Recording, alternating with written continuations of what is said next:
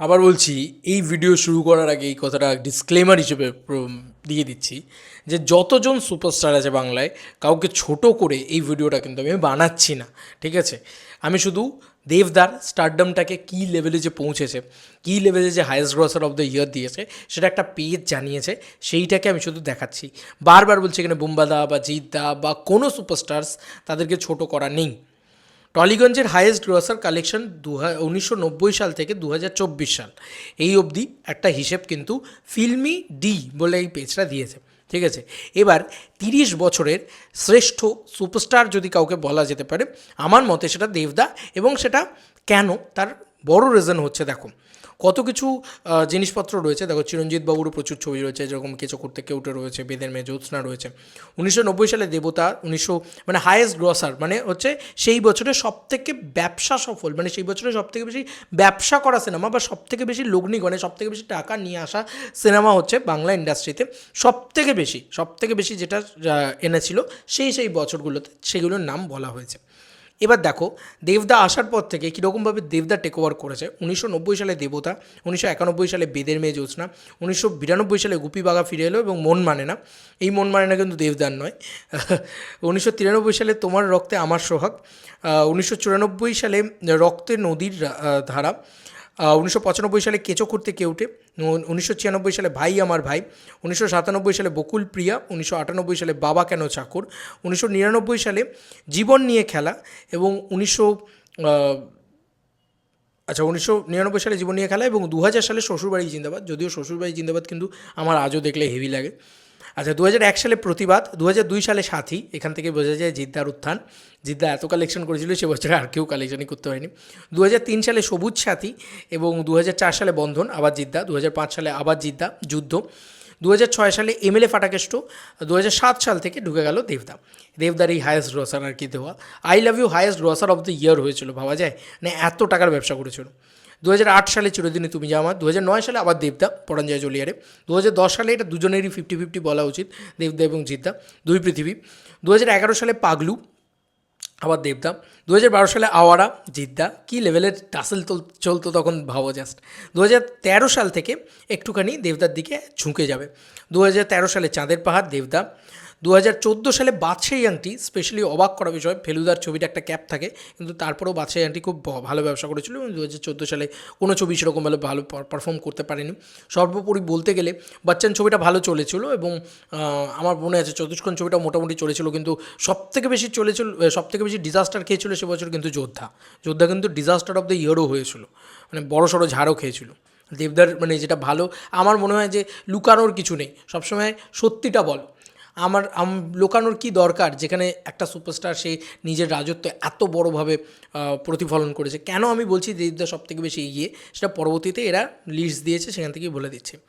2015 সালে শুধু তোমারই জন্য, 2016 সালে প্রাক্তন, 2017 সালে অ্যামাজন অভিযান, 2018 সালে হামি, 2019 সালে দুর্গেশগড়ের গুপ্তধন, 2020 সালে দ্বিতীয় পুরুষ, 2021 সাল থেকে শুরু হয়েছে দেবদার আবার রাজত্ব, 2021 সালে টনিক, 2022 সালে প্রজাপতি, 2024 সালে খাদান। এই তিনটে ছবি পর এরকম মারে আর কি। আচ্ছা, 2023 সালে দশম অবতার পেয়েছিল। তো এবার কে কটা হাউসফুল পেয়েছে এই 30 বছরে, সেটা কিন্তু দেওয়া হয়েছে। যদিও এখন অবধি দেবদার তো বিচার সেরকমভাবে হওয়াই উচিত না, এখন দেবদার ইন্ডাস্ট্রিতে 30 বছর হয়নি, এবং বুম্বাদা বলো বা বাকিরা যারা রয়েছেন তাদের ইন্ডাস্ট্রিতে বিশাল অনেক বয়স হয়েছে। তো তারপরেও দেবদা সবার থেকে এগিয়ে রয়েছে, কি অদ্ভুত ব্যাপার। বুম্বাদার এতগুলো ছবি রয়েছে, তারপরেও দেবদা হায়েস্ট গ্রসার অফ দ্য ইয়ারে বক্স অফিসের নিরিখে সব থেকে বেশি এগিয়ে রয়েছে। এ দেখো, কেন বক্স অফিস কিং বলা হয় তোমরা নিজেরাই দেখো। এর মধ্যে হায়েস্ট গ্রসার অফ দ্য ইয়ার এই অল্প সময়ের ভিতরে, মানে 18টা বছরের ভিতরে 10টা বছরে দেবদা হায়েস্ট গ্রসার অফ দ্য ইয়ার দেয়। ইয়েস, দেবদা 10টা হায়েস্ট গ্রসার অফ দ্য ইয়ার দিয়েছে, যার ভিতরে অন্যতম হচ্ছে খাদান, টনিক, তারপরে হচ্ছে আমরা যদি দেখি প্রজাপতি, তারপরে হচ্ছে এদিকে অ্যামাজন অভিযান, তারপরে এদিকে তোমার শুধু তোমারই জন্য, চাঁদের পাহাড়, পাগলু, দুই পৃথিবী, পরাঞ্জয় চলিয়ারে, ঠিক আছে। তারপরে আই লাভ ইউ 10টা দিয়েছে, দেখেছো তো, করগুনলে পেয়ে যাচ্ছি। প্রসেনজিৎ চট্টোপাধ্যায় দিয়েছেন 9 থেকে 10টা, এই 30টা বছরে 9 থেকে 10টা হায়েস্ট গ্রসার অফ দ্য ইয়ার দিয়েছেন। জিদ্দা দিয়েছেন 5টা, মিঠুন চক্রবর্তী দিয়েছেন 3টে, অভিষেক দিয়েছেন 2টো, আবির দিয়েছেন 2টো। তো এখান থেকেই বোঝা যায় যে হিউজ হিউজ হিউজ একটা মানে জায়গা। আবির কিন্তু এই জায়গাটা ধরে নিত যদি এখনই বহুরূপী লাস্ট হতো। অনেকেই ভেবেছিল Bahurupi highest grosser of the year হবে, কিন্তু বহুরূপী পারেনি, খাদান এগিয়ে গেছে তার থেকে। তো Khadaan highest grosser of the year হয়েছে। তো সেই মানে নিজের সব দক্ষতা ভেবেছিল যে প্রজাপতির রেকর্ড ভেঙেছি বলে কী ভেবেছিস। আরে খাদানটা দেবদারি কাজ, খাদানের ওই বক্স অফিস আনাটা দেবদারি কাজ। তো যাই হোক, এইটাই আমার বলার ছিল যে এই লিস্টটা দেখে 30 বছরের সর্বশ্রেষ্ঠ বক্স অফিস কিং যদি কাউকে বলা হয়, সেই ডেটাটা কিন্তু এখন চোখের সামনে। এটা আমি তো বলছি না, দেখো আমি বললে না হয় বলতে যে হ্যাঁ ভাই এ তো মহারাজ বলছে, মহারাজ তো বলছে না, বলছে তো ফিল্মি ডি, এদেরকেও গালাগালি করো তাহলে। কিন্তু দেখো কিছু মানুষ যারা হেটার, তারা কিন্তু এই কথাগুলো বলে কিছু চেঞ্জ হবে না, জানো তো। সত্যিটা সত্যিই থাকবে, দেবদা বক্স অফিস কিংই থাকবে, এবং এটা প্রমাণিত। যে যে ছবিতে হাত দিয়েছে সেই সেই ছবি শোনা হয়ে গেছে।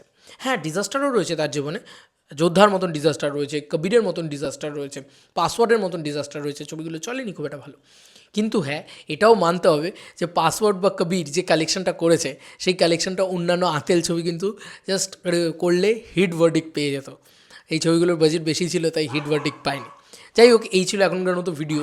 তোমাদের কার কি মতামত? এই যে সম্রাট, বাদশাহ, বক্স অফিসের বাদশাহ বলা উচিত দেবদাকে, কেন বলা উচিত সেটা আমি তোমাদেরকে দেখালাম। এখন লাস্ট 30 বছর ধরে 10টা হিট, 10টা বক্স অফিসের মানে হায়েস্ট গ্রসার, হিট না শুধু, 10টা বক্স অফিসের highest grosser of the year বুমবাদার সাথে পুরো প্যারামিটারে লড়ছে। বুমবাদা কিন্তু অনেক পুরনো সুপারস্টার, সেখান থেকে দাঁড়িয়ে দেবদা জাস্ট মানে বাচ্চা ছেলে বুমবাদার সাথে, হে লড়েছে সেই বাচ্চা ছেলেটা। এবং তার সঙ্গে জিদ্দা চলে এসছেন, জিদ্দাও রয়েছেন ইন্ডাস্ট্রিতে, বা আরও বড় বড় স্টার্সরা তাবড়রা রয়েছেন অলরেডি ইন্ডাস্ট্রিতে, ছিলেন তখনও। দেবদা কিন্তু শুকনো মাটি পেয়ে যায়নি। তো এই ছিল এখনকার মতো ভিডিও। তোমাদের কার কি মতামত জানিও কমেন্ট সেকশনে। চলো বন্ধুরা, নতুন কোনো ভিডিওতে দেখা হবে, বাই।